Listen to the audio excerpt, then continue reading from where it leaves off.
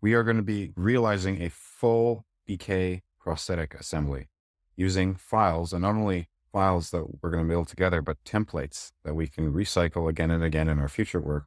Trust me, you will never go back. Using some of our mindset practices, we know that we have to think about top-down design, which means establishing the broadest details first and going in from there to the finer points. Creating a 2D entity is almost a prerequisite for creating 3D solid.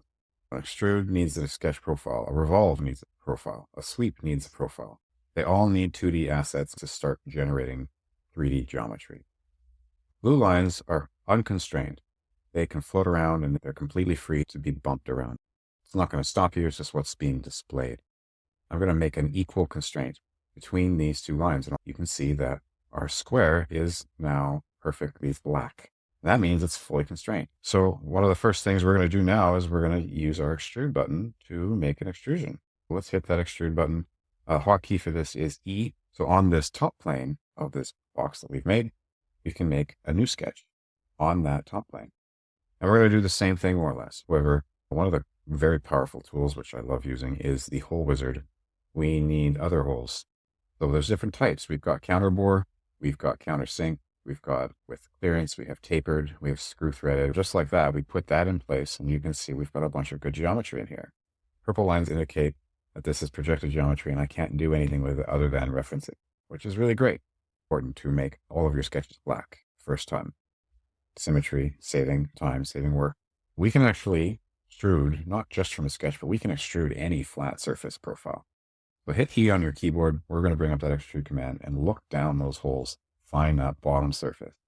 Without even making a sketch, we were able to define that geometry for us. Final part about this bottom plate that we should probably look at is filleting or rounding those corners because they are rounded. So far, so good. Let's now make the pyramid tooth on the top at this point now. If we don't click anything, this is 0.368, the dimension for this circle. Perfect. We're laying the groundwork for who comes after us, not who we are today. Working smart, not hard. Let's hit OK. And there we have the beginning of our pyramid adapter. Modify. So I went back in time here. You can start to think about this. Perfect. Looks good for my house. Let's hit OK. And now we've got pyramid adapter. Final piece of the puzzle now is to hit E on our keyboard and let's extrude that circle profile. Okay.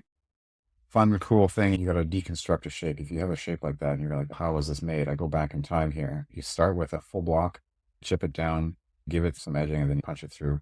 I'm going to snap from this point and drag all the way to the bottom point here. And I'm going to do the same thing on the bottom here, all the way to this point.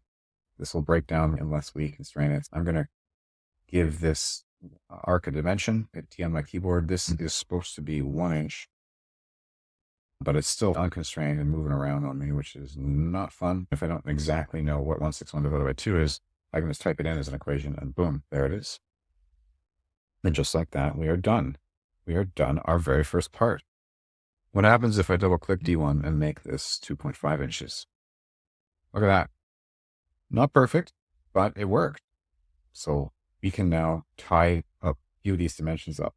They talk to each other, and this becomes less of a bunch of static dimensions and more of an equation or dynamic shape. So what if I wanted this to be 0.3 inches tall? Look how easy that was. What if I wanted this to be a little broader or a little softer, 0.4 inches? How easy that is. So we can quickly make different versions for ourselves. O+P Digital Designer takes the simple idea of helping O+P professionals with navigating the 3D design market. You can save up to 90% of the upfront cost of starting your own solution. You can leverage good design and take advantage of a vast digital network of additive machines and 3D printing already existing in today's market. So you don't even need to own a machine to get into the game. OPDD teaches the workflows by subject, by device, and by software, so you can learn the right way the first time and save yourself a huge headache.